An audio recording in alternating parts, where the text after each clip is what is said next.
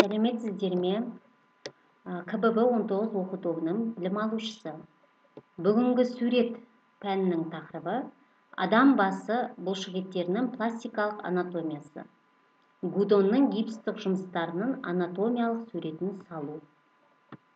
Сабақтың мақсаты: білім алушыларға адам басының бұлшықеттерінің құрылымын меңгерту. Гудонның гипстік жұмыстарының анатомиялық суретін салу жолдарын игерту. Жалпы біз алдыңғы сабақтарымызда Микеланджелоның Давид гипсті бас мүсінін өткен болатынбыз. Гипсті басты салу барысында біраз ережелер мен заңдылықтарға сүйене отырып суретті бейнеледік. Енді келесі кезекте біз Экарше Гудонның гипсті басын салуды жалғастырамыз. Гипсті басты салмас бұрын оның, яғни бастың анатомиялық құрылымы мен және сүйектердің құрылымын жете меңгерген жөн деп ойлаймын. Сол себепті жалпылама сүйектерге және бұлшықеттерге сипаттама беріп кетсек. Киім моделінің нобайы бас киім бейнелерін қамтуы мүмкін. Сонымен қатар нобайларда шаш қиюдың ерекшеліктері мен сипатын жеткізу маңызды. Себебі шаш қию мен бас киім костюмді толықтырады, онымен бір тұтасты құрайды. Осылайша, адам басының анатомиялық құрылысын зерделеу, оның бейнесінің ерекшеліктері студенттерді кәсіптік даярлауда маңызды сәт болып табылады.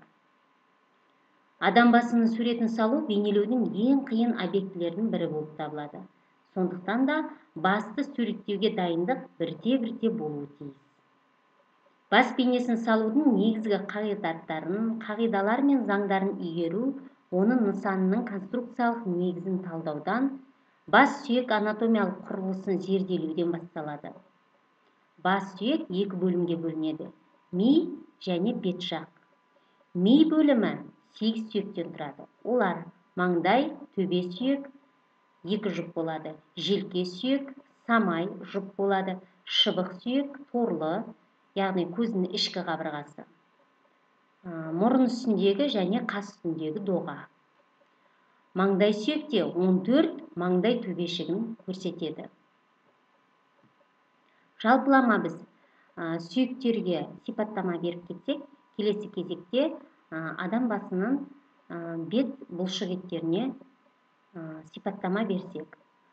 Бас бұлшықеттері: бірінші самай бұлшықеттері, шайнау бұлшықеттері, маңдай бұлшықеттері, көкірек бұлшықеттері, көздің шеңберлі бұлшықеттері, мұрын бұлшықеттері, еріннің шеңберлі бұлшықеттері, еріннің бұрыштарының түсіретін бұлшықеттері, төменгі ерінді түсіретін бұлшықеттері, жоғарғы ерінді көтеретін бұлшықеттер, үлкен жақ бұлшықеттері және де бет жақ бұлшықеттері.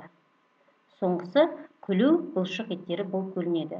Төменде суретте көріп отқандағыдай барлық жағы бұлшықеттерінің сипаттамасын суреті көрсетілген. Келесі кезекте жалпылама бұлшықеттер мен сүйектерге сипаттама берсек, суреттен анықтап қарап зерделейміз. Содан соң бүгінгі сабағымызда Экарше Гудонның басының құрылымын салуды бастаймыз. Алдағы уақытта гипсті басты сауатты бейнелеу үшін біз бас қаңқасының сүйектерін ғана біліп қоймай, сонымен қатар бастың бұлшықеттерімен де таныс болуымыз қажет деп айтып кеткенбіз. Сол үшін Экарше Гудонның бас құрылымын бейнелеу маңызды рөл атқарады. Жоғарыда көрсетілген Гудон гипсті басының құрылымын қағаз бетіне дұрыс орналастыруымыз қажет. Бұл жерде сіздерге гипсті бас екі ракурста берілген, яғни екі жағынан қараған бейнесі берілген. Сіздерге қайсы ыңғайлы, сол ракурсты алғанымыз жөн. Көбінесе ракурсты таңдағанда бізге ең ыңғайлысы алдынан қарағандағы көрінісі. Бүгінгі сабағымыз бойынша үйге тапсырма: Гудонның гипсті бас құрылымын қағаз бетіне орналастырып, композициясын анықтау. толығырақ төмендегі сілтемеден көре аласыздар. Қош сау болыңыздар.